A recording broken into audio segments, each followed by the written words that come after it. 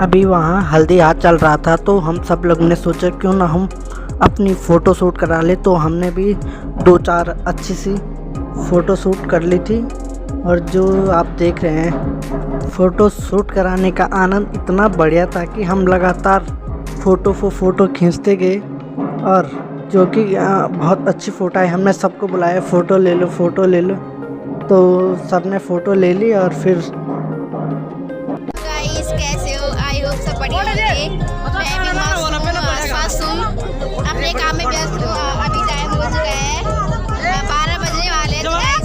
अपना blog start 12 बजने वाले हैं और 12 बजे अपना ब्लॉग स्टार्ट करने वाली हूँ। तो गाइस आज हमारे गए शादी में और अभी हो रही है हल्दी। और देखो गाइस आगे के बारे में हमारी बहन बताएगी ब्लॉग में, तो आप जुड़िए रहे हमारे साथ अंत तक।